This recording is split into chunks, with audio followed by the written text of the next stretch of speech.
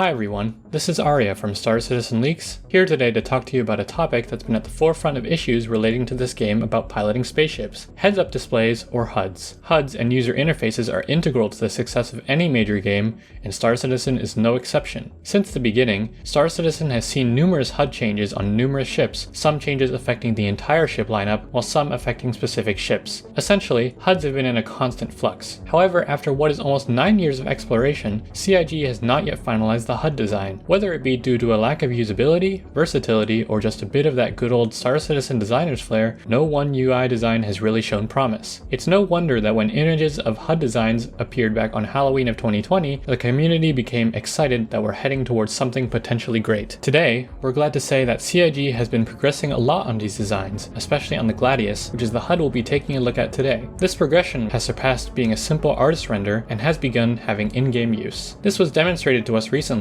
showing us how versatile and active such a HUD setup was in the heat of battle. First though, we're going to show the early version of this generation of HUD from the Inside Star Citizen episode we mentioned earlier. A lot of elements from this HUD have made it into the current version, especially the bottom indicators, which remain largely unchanged. The primary changes between the initial concepts and the future HUD of today lie in the thrust bars, which have been drastically redesigned in order to be less, for lack of a better word, bad. In our opinion, having all these bars lying in small text and size in the middle of the screen makes the information a little bit too cluttered. Now, there's far more changes than those alone, but we think it's best to show you what the new HUD looks like visually. On the screen now is an artist's translation from screenshots sent to us of Star Citizen gameplay utilizing the new HUD a week ago. All of this currently works in developer versions of Star Citizen and potentially may make its way into the verse within the next patch cycle or two. John Crew's explanation of the new HUD summarizes it all, but to sum it up, the HUD is made up like so. 4 bars summarizing your quantum fuel amount, hydrogen fuel amount,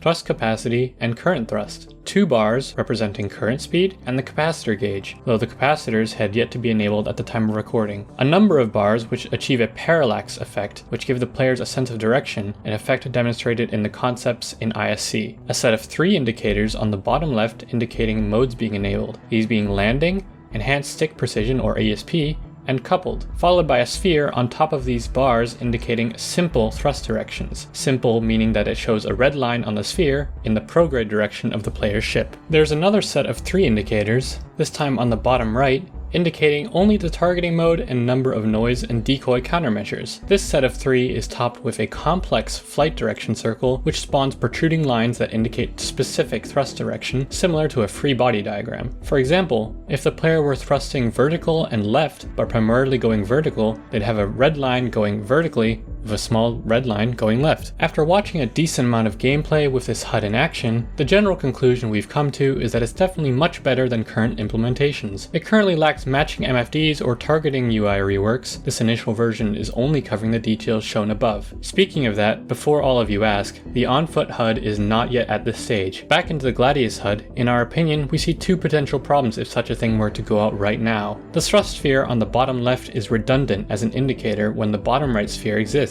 The one on the bottom left only indicates thrust on a 2D plane with a nondescript around 45-degree line that fades in intensity depending on the speed. The bottom right is a lot more detailed with nearly all the info the left could offer and more. It seems the sphere on the bottom left is more here to add a visual symmetry rather than actual use. The other complaint stems from the plain noise the parallax effect brings in. A lot of people complained about this when the initial versions of the HUD were teased back then, but the problem hasn't really changed apart from the fact that due to the bars being dispersed across the screen, the center isn't as cluttered. It's not as bad of a problem as it was then, but it's still a potential issue we see some citizens raising. All in all, that just about covers what there is to show and say on the topic. What do you guys think? Is this the future of how we see outside of our ship's cockpits, or is this evolution looking pretty dire? In our opinion, we think it's looking great overall, and especially with how much it's evolved since that ISC so many months ago, it's definitely showing progress. Hopefully that continues all the way through to its official unveiling in the near future. Until next time, this was Aria from Star Citizen Leaks. Trans rights, and catch you later.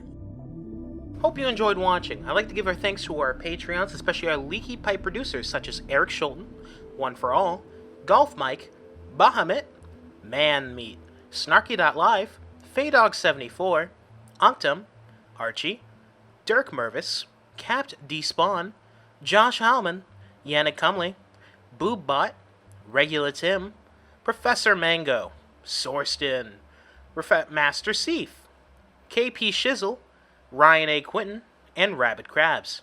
Thanks for watching.